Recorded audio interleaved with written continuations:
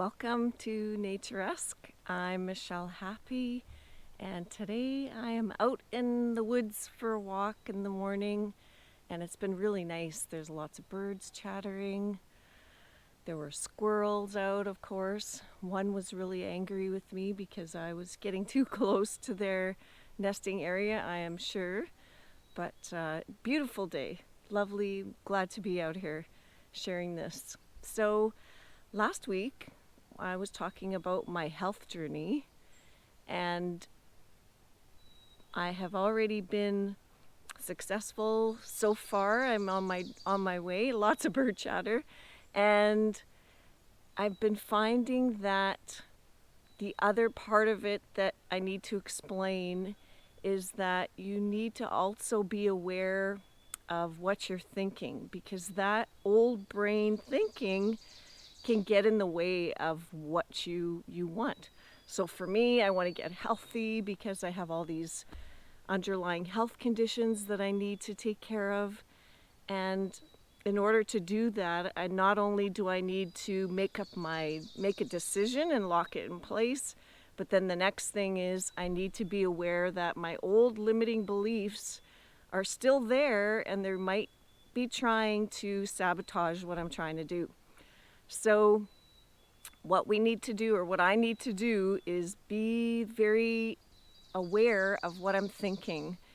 And as I go out about my day, the way to do that is to keep track of your emotions.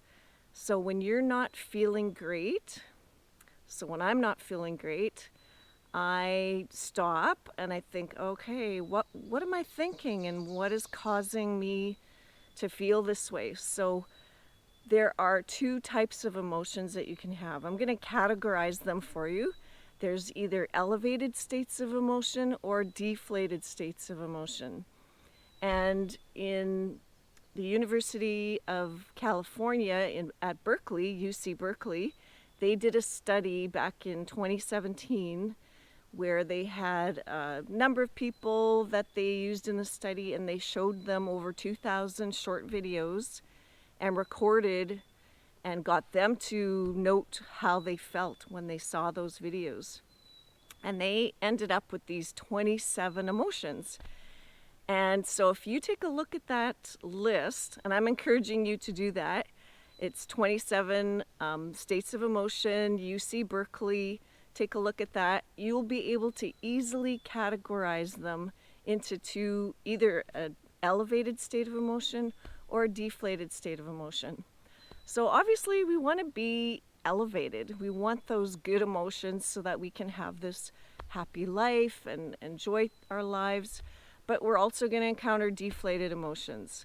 So when I'm feeling deflated, I want to step back and go, okay, what am I actually thinking at this moment?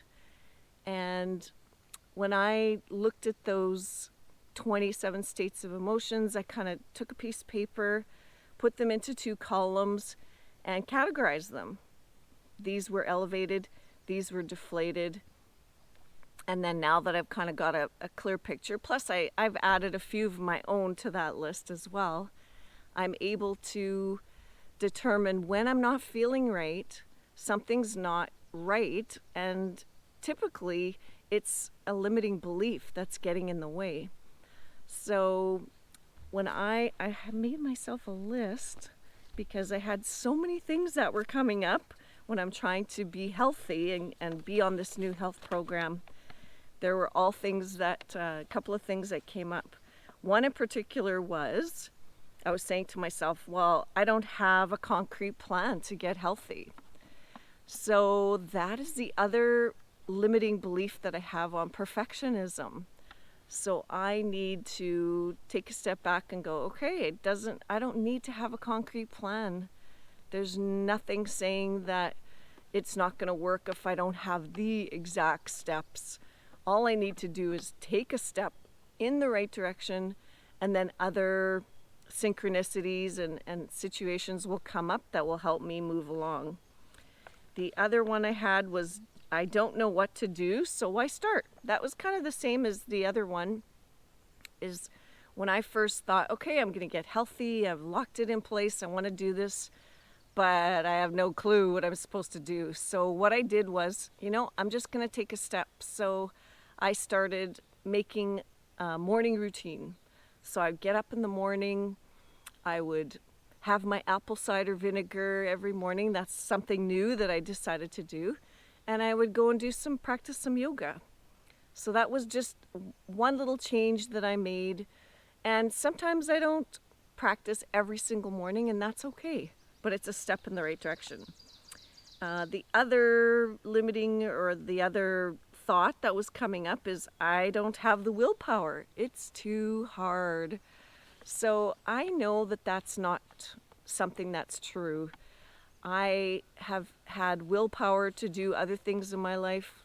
When I decided to go back to school, I was able to move to a different city and get a job and still go to school. And I had a lot of willpower at that time to study hard, and I would work from Monday to Friday at my schooling. And so I know I have the willpower. So that's not something that's true. So that limiting belief, I need to get rid of that one.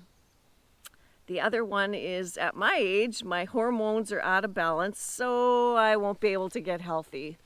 Well, that's not true. I can get my hormones into balance. If you talk to other people who've had different struggles, there are ways to have everything come back into alignment. It's just that I'm not paying attention right now, so things are out of alignment. But once I start this journey and I'm getting healthier, things are going to definitely line up. The other one that came up is my doctor won't approve. I'm too old, so it's too dangerous to do all these things that I want to do. And man, that's not true either. I know that I can do things at a pace that's going to work for me, and everybody will have their own way of how they're going to approach anything. So my doctor's approval, I'm sure, would be actually great, because I know when I go back to see my doctor, they're going to say, oh wow, what are you doing? Your blood pressure is in line. And anyway, so that's great. This other one was, it won't work for me. It never works for me, only everyone else. Wow, that belief that I'm not good enough, I'm not perfect, it's not going to work for me, is not true. It's so wrong. It will work for me, and it's already working, so I know that that's going to be not a problem. The other one is, I don't have time. Time is an issue. I'll do it later when it fits into my schedule, and I don't have time to prepare healthy meals. And that can't be farther from the truth.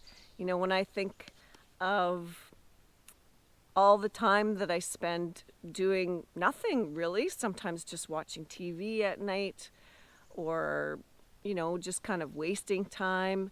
Now I seem to have way more than enough time to get all the things I need done. So I can prepare healthy meals. I can make sure I've got, some type of protein ready, so that when I go to work, I've got that, and I've got my vegetables, whatever it is I'm eating. It's really not a problem. It's quite simple.